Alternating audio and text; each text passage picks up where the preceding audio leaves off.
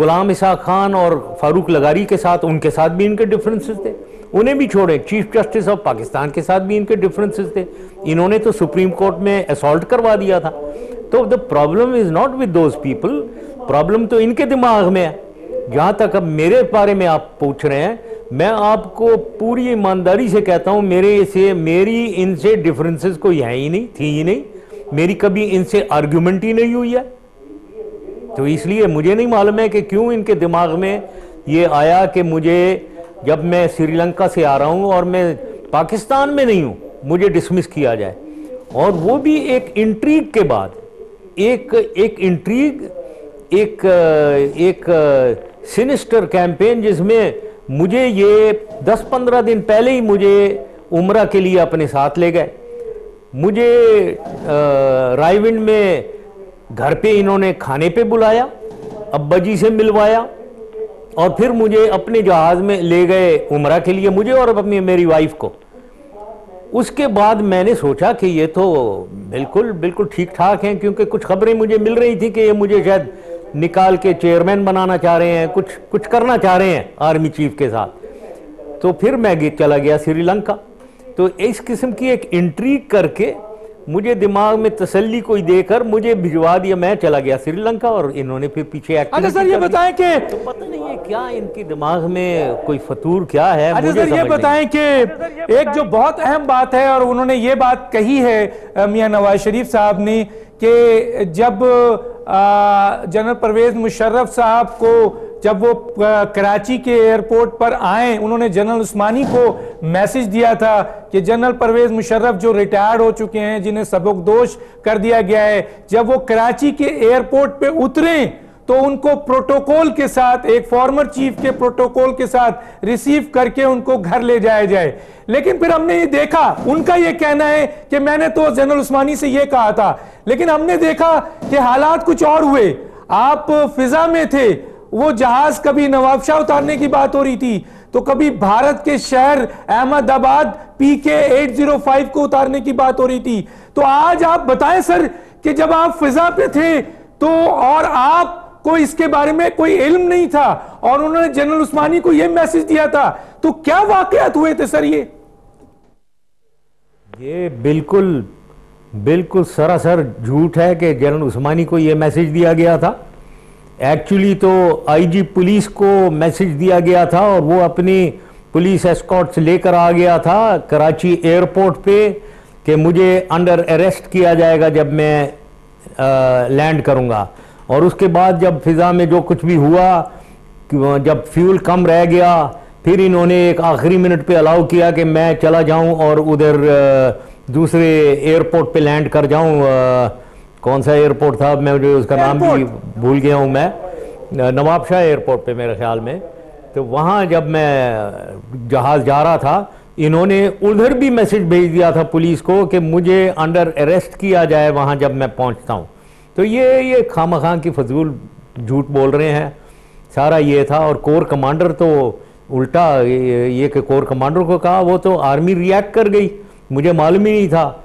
तो जनरल उस्मानी और ये जिनकी बातें कर रहे हैं, वो तो एयरपोर्ट को टेक ओवर करने आए थे। अच्छा सर ये बताइए कि आप जब फिजा में थे, और ये जो फौजी बगावत हुई है, ये हुई है जिसमें जनरल उस्मानी का नाम आता है, जनरल अजीज का नाम आता है, जनरल महमूद का नाम आता है, जनरल खालिद मकबूल का नाम आता है।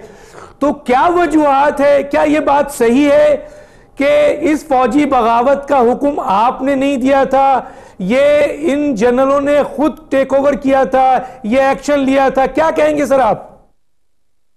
मैं इनमें नहीं पढ़ना चाहता हूँ। देखें दानिश, ये बहुत ज़बरदस्त एक एक्शन हुआ है जिसमें जो इसको मैं काउंटर कू कहता हूँ, क्योंकि जाहिर है फ़ौज ने देखा था कि ये पिछले चीफ्स के साथ क्या हो रहा था, किन टेंशन में ज़िंदगी गुजर रही थी, इधर नेशनल एनवायरनमेंट में कितना टेंशन था। और फिर जनरल जहांगीर करामत के साथ क्या हुआ कि 3 महीने पहले ही उनको रिटायर किया गया, विच वॉज टेरेबल। अब मेरे साथ क्या हो रहा है कि मुझे हिंदुस्तान भेजा जा रहा है, तो उस पर एक रिएक्शन हुआ फ्रॉम द आर्मी। नाउ इसमें पर्सनैलिटीज़ के नाम इन्वॉल्व ना करें, I would not like to comment on that. बस ये हुआ जो आपको पता ही है। ये बताइए कि ये जो तैयारा साजिश केस है, इस साजिश केस के बाद सजा हुई पाकिस्तान के जो मियां नवाज शरीफ साहब हैं, तो सर ये एक बात आज लोग जानना जरूर चाहेंगे, क्योंकि अब आप पाकिस्तान मुस्लिम लीग ऑल पाकिस्तान के सरबराह हैं और अब आपको आवाम से बताना है कि वो जो तैयारा साजिश केस हुआ जिसमें कोर्ट ने उनको सजा दी, क्या ऐसी बात हुई सर, क्या ऐसा सिलसिला हुआ कि आपने इनको सजा होने के बावजूद इन्हें मुल्क से बाहर भेजा? मैं पढ़ रहा था कि शहबाज शरीफ साहब कहते हैं कि हम जाना नहीं चाहते थे, हमें जबरदस्ती भेजा गया। तो आप ये बताएंगे आज सर कि किन लोगों के कहने पर, किन ममालिक के कहने पर आपने ये एक फैसला किया, और क्या ये वाकई नहीं जाना चाहते थे? मैं इसको ईमानदारी से सारी चीज़ बताता हूँ। Let me put it in correct perspective. Yes, इन्हें सज़ा मिल गई थी, लेकिन उसके बाद मुझे अप्रोच किया गया फ्रॉम सऊदी अरेबिया। जैसे मैंने कहा है, बहुत अजीज़ हमारा दोस्त हैं और एक पर्सन ऐसी हस्ती जिसको हम बहुत इज़्ज़त और अज़मत के साथ देखते हैं, इज़्ज़त के साथ उन्हें देखा जाता है।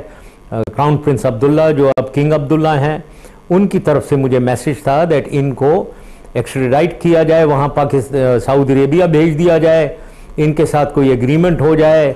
कि उन्होंने मुझे कहा 10 साल के लिए वो वहाँ आ जाएंगे, ये पॉलिटिक्स का नहीं करेंगे। और इन लोगों ने बहुत तरले किए, बहुत इधर मैं ये कहूँगा कि ये तो रोने को चल रहे थे, घुटने टेके हुए थे कि हमें जाने दें, हमें माफ़ कर दें और जाने दें। उस पे मैं एग्री कर गया, और in a spirit of reconciliation, conciliation, जिसमें मुझे कोई विंडिक्टिवनेस मेरी आदत नहीं है, मैं बहुत फॉरगिविंग हूँ, और ऊपर से किंग अब्दुल्ला की तरफ से आया हुआ हो तो मैं बिल्कुल मान गया कि इनको भेज देते हैं।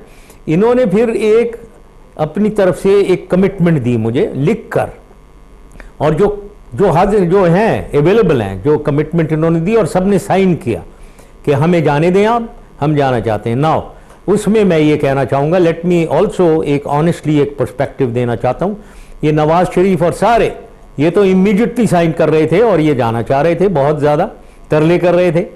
शहबाज शरीफ इज़ द ओनली वन जिसने एक दफ़ा कुछ मुझे पता हुआ कि उन्होंने कहा है कि वो नहीं साइन करना चाह रहे हैं, लेकिन उसके थोड़ी देर बाद, मेरे ख्याल में एक दिन बाद, अगले दिन पता हुआ नहीं वो साइन, क्योंकि मैंने यही कहा हुआ था हम लोगों ने कि आप या तो सब जाएं या कोई ना जाए।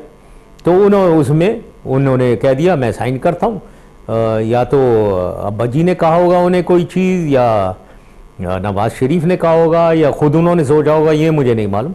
बट उसके बाद इन्होंने सब ने एक डॉक्यूमेंट पे साइन किया है जिसमें इन्होंने एग्री किया है कि हम 10 साल के लिए बाहर जाएंगे, और ये कमिटमेंट्स दिए हैं कि ये नहीं करेंगे, वो नहीं, वो कागजात हैं, अवेलेबल हैं।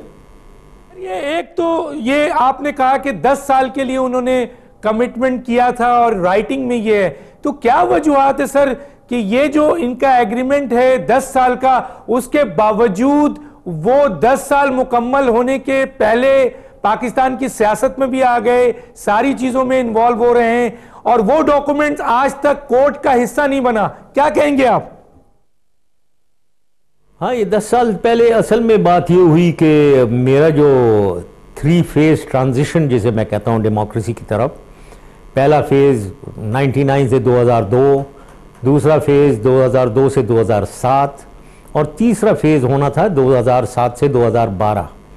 ना मेरी डिसीजन, मेरे फैसले ये थे, मेरे आइडिया ये थे कि ये तीसरा फेज जो है, इसमें इसकी इलेक्शन में जो दिसंबर में होने थे, उसमें इनमें से किसी को नहीं होना चाहिए, ना बेनज़ीर भुट्टो को, ना नवाज शरीफ को। और यही मैं बेनज़ीर भुट्टो साहिबा को मैंने कहा था जब मेरी मीटिंग हुई कि आप इलेक्शन से पहले नहीं आएंगी।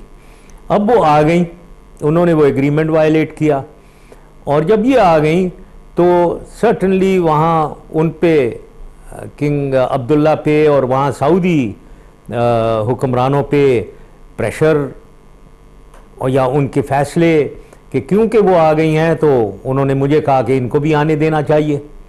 तो लिहाजा मैंने again I had to agree, because they were saying कि उनको क्योंकि बेनज़ीर आ गई हैं तो नवाज़ शरीफ के साथ भी वही सलूक होना चाहिए, उनको भी आ जाना चाहिए। So therefore I had to agree कि वो भी आ जाएं वापस। तो दैट इज़ हाउ वो भी आए। इस वक्त हम बात कर रहे हैं रिटायर्ड जनरल परवेज मुशर्रफ, मुस्लिम लीग के सरबराह। इस वक्त लाइव हम उनसे इंटरव्यू ले रहे हैं लंदन स्टूडियो से। इस वक्त एक छोटे से ब्रेक के लिए कहा जा रहा है, एक छोटे से ब्रेक पे जाते हैं, फिर वापस आते हैं और कंटिन्यू करते हैं।